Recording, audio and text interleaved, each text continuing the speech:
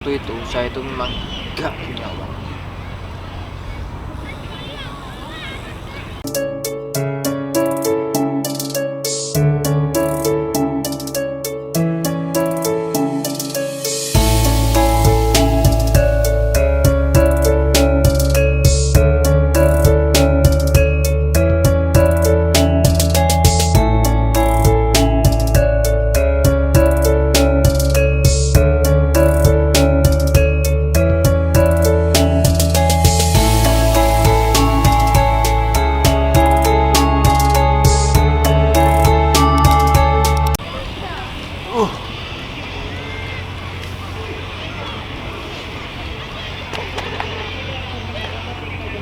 Kita ora ya.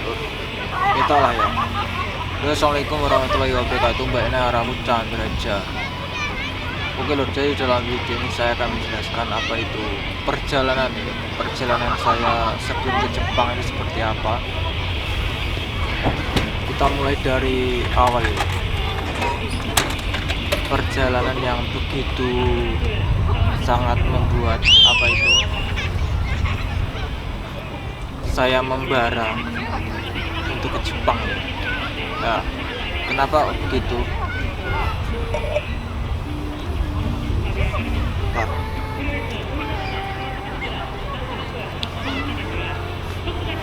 jadi sebelum ke Jepang ini saya apa itu ya, belajar kan dari Jepang. Jadi belajar dari Jepang itu harus ke Surabaya. Dan di Surabaya itu kan harus membawa uang berapa itu, hampir lupa itu karena sudah lama banget. Kalau nggak salah itu 2 jutaan. Dan waktu itu saya itu memang nggak punya uang.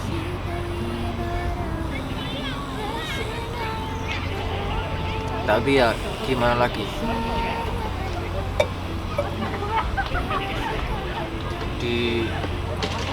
karena itu adalah suatu kewajiban yang harus dibayar kalau waktu sudah selesai pelatihan 2 bulan di sana. Dan waktu berangkat itu pun saya pun cuma bawa uang sedikit banget. Waktu berangkat ke Surabaya cuma bawa uang, kalau nggak salah itu 75.000 apa 100.000 itu ya. Itu nekat ke Surabaya, ke tempat center pelatihan itu. Jadi memang di pelatihan itu memang ketat banget, seperti pelatihan militer, memang sangat ketat. Ya kita memang dididik di sana itu memang budaya pun harus tahu, harus dididik dengan budaya, bukan cuma pelatihan saja, budaya pun juga dididik. Dan di sana pun memang apa itu rambut itu seperti tentara, bener banget tentara, seperti tentara. Setiap seminggu, setiap 2 minggu sekali itu memang harus digundulin, bukan dibotakin, digundulin 2 sentinan lah. Ya seperti gundul brul ya, seperti itu perjalanannya di pelatihan itu. Dan pembayarannya itu kan di situ pun harus bawa 2 juta. Itu untuk apa sih? Untuk pelatihan itu bayar di sana apa enggak tahu sih, lupa. Atau untuk administrasi ya. Di sana itu membutuhkan uang buat makan juga kan, di pelatihan, buat makan, buat kesehatan. Misal kita sakit pasti kita ke rumah sakit kan, buat apa itu gigi yang belum selesai sebelum ke Jepang itu gigi harus dibersihkan. Jadi memang harus bersih, dan kalau ada yang lubang di gigi itu harus ditempel. Kalau tidak bisa ditempel harus dicopot. Semisal gigi belakang itu bolong, kalau bisa ditempel ya ditempel. Kalau tidak bisa, memang parah, itu boleh dicabut. Karena apa? Karena di Jepang musim dingin itu memang menyiksa banget loh kalau sakit gigi di Jepang itu. Karena dingin di Jepang itu memang gak bisa diremehkan loh. Kalau memang kalian belum pernah pergi ke luar negeri ya loh. Jadi alhamdulillah memang waktu saya di Surabaya itu saya membereskan itu gigi itu saya copot 2, kanan kiri itu saya copot semua dikarenakan memang tidak bisa ditempel dan sudah parah juga kan bolongnya itu kan. Jadi daripada di Jepang nanti saya sakit parah, aku bukan sakit separah sih atau kesakitan di musim dingin, lebih baik saya cabut semua. Jadi proses pencabutannya itu pun ada tahapannya. Satu harus disuntik, dibius dulu di di gusinya teman. 3 suntikan buat bius agar tidak sakit. Dan setelah itu menunggu berapa menit, 20 menit tanpa salah, 20 menitan. Setelah itu dicopot, dan itu pun rasanya itu kan seperti nggak sakit sih ya, seperti gret di gusinya karena kan dicabut. Dan itu pun ya kalau sakit tuh nggak sakit waktu disuntik di bius itu, wah itu sakit, tapi ya nggak kesakitan temen-temen ya kalau sakit ya sakit karena dibius di gusinya sebelum pencabutan gigi dijabut. Dan itu pun kita pun setelah dijabut itu kan darahnya itu pasti keluar terus di gusi itu, keluar terus. Kita harus menggigit kapas agar tidak darahnya itu agar tidak ngalir terus. Dan itu pun darah keluar itu pun enggak cuma 2 jam 3 jam, terus 1 hari. Kalau masalah 1 hari itu mungkin bisa lebih ya, tapi kalau saya itu 1 hari full, sudah 1 hari itu sudah selesai, keluar darahnya sudah selesai. Dan kita tunggu 1 minggu setelah itu ya, jadi jaraknya 1 minggu setelah cabut di kanan, karena tidak bisa berbarengan, tidak bisa bareng atau bersama, tidak bisa bersama dua-duanya karena bisa nanti ada efeknya, stroke itu juga bisa, karena di si belakang itu kan ada sarafnya, jadi memang harus diperhatikan. Setelah itu pun saya juga setelah 1 minggu saya pun langsung ke duanya, saya cabut dua-duanya, saya cabut. Kalau ada yang lubang itu pasti saya tempel, langsung saya tempel. Jadi memang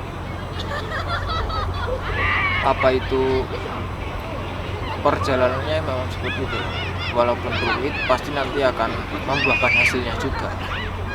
Kalian juga nggak kesakitan juga di sini.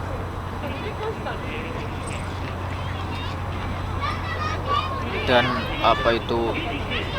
setelah itu pun kita tidak boleh kena penyakit panu, ada sukurap itu tidak boleh. Jadi memang badan itu harus bersih.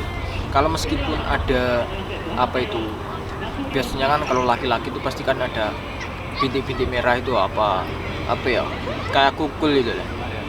Kalau itu sih nggak apa-apa sih, yang penting nggak parah banget ya, seperti kukul batu itu, seperti itulah. Kalau seperti itu memang nggak apa-apa, tapi kalau panu, kandas, kurap itu tidak boleh, harus dibersihkan. Meskipun di selangkangan pun ada itu, kita itu memang kita itu dilihat semuanya sebelum berangkat ke Jepang. Jadi memang harus dipersiapkan kesehatannya, kebersihannya di depan, di badan, di kaki maupun di tangan, harus real bersih banget. Dan itu pun sebelum berangkat memang harus dibersihkan dulu. Jadi aku tuh pernah sebelum berangkat itu ada panu di badan, jadi memang itu harus dibersihkan ya, mau nggak mau ya saya bersihkan di rumah loh. Sebelum saya ke Surabaya itu saya sudah bersihkan dulu panu-panu itu. Saya bersihkan mungkin sekitar 1 bulanan ya, 1 bulan bisa sembuh tuh. Alhamdulillah bisa sembuh total. Alhamdulillah. Dan alhamdulillahnya juga kan nggak kembali lagi. Tuh bocil ini rame banget ini. Karena ini tahun baru loh. Jadi memang banyak banget orang-orang yang keluar di Jepang, refreshing, healing, biar tidak koplak, biar tidak ngetes. Kita lanjut lagi. Apa itu tadi sampai mana? Gigi. Ya setelah gigi, panu gitu ya, harus bersih, memang benar-benar bersih. Dan di Surabaya itu pun waktu saya hampir pulang, di situ pun saya juga nggak punya uang loh. Ya memang keadaan apa itu, keadaan keluarga saya memang tidak sangat kurang mampu loh. Tapi ya itu bukan suatu halangan bagiku loh. Jadi memang orang tua itu memang kalau kalau kita butuh pasti orang tua itu mencarikan ya, meskipun itu pun utang di tetangga. Ya gimana lagi loh, itu juga harus dibayar. Waktu itu pun aku juga bingung loh, aku pun juga nggak bisa apa-apa loh. Walaupun aku di situ juga pernah kerja buat gendeng loh, gendeng batu bata itu. Pasti saya itu buat gendeng batu bata loh setiap aku ada di rumah. Tapi ya memang keuangan itu memang tidak cukup. Ya kalau nggak mau lagi harus utang. Ya meskipun itu pun berat, ya mau gimana lagi. Ya orang tua kasihan lah pastinya kan sama anaknya. Aku juga mikirin kan juga seperti itu. Dan aku itu mungkin di Surabaya itu utang berapa juta itu lupa. Dan saya ada uang ini bangetnya.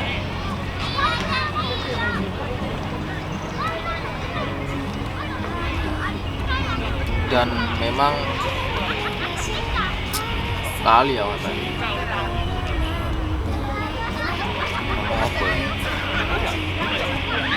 mulai lali.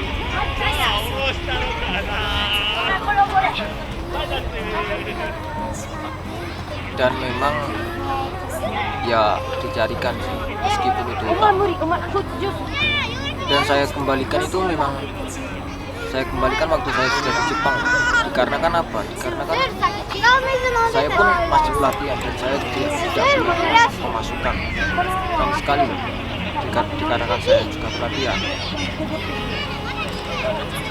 Dan di saat itulah di Surabaya selesai, saya tunggu di rumah. Waktu itu hampir puasa sih. Hampir puasa itu apa sudah puasa? Lupa. Kalau nggak salah. Habis sudah puasa kayaknya. Saya selesai di Surabaya, nunggu selama 2 sampai 3 bulan. Setelah itu saya panggilan di Depok. Sebelum saya menunggu itu, saya sudah tanda tangan kontrak di kontrak saya di perusahaan saya. Ini saya pakai baju dari perusahaan. Ini ban dari ban ini saya dapat dari perusahaan. Memang saya pakai. Ya mau gimana lagi. Di sini juga memang apa itu baju-baju di sini memang mahal. Ya kalau mau beli itu bisa, tapi ya aku juga tanggungan saya itu juga memang banyak. Ya lumayan. Jadi memang Tapi lagi tuh. ya mau nggak mau ini harus saya pakai.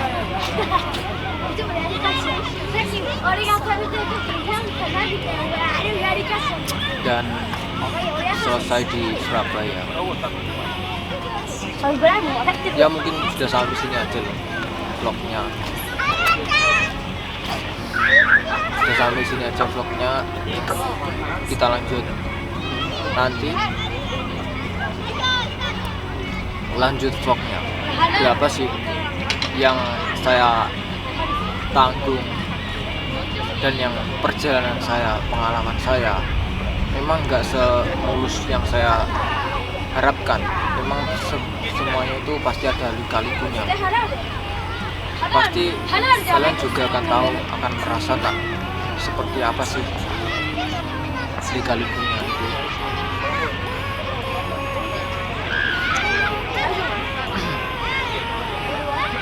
Ya pasti kalau memang kalian orang yang nggak mampu, pasti kalian merasakan sendiri lika-likunya itu seperti apa. Tapi kalau kalian masih bisa, apa itu orang tua kalian bisa, ya itu memang rezeki kalian. Jadi semua itu harus bersyukur apa adanya, harus apa itu mensyukuri nikmat yang sudah diberikan. Ya udah, terima kasih sudah menonton vlog ini, semoga bermanfaat. Jangan lupa like dan subscribe. Assalamualaikum warahmatullahi wabarakatuh.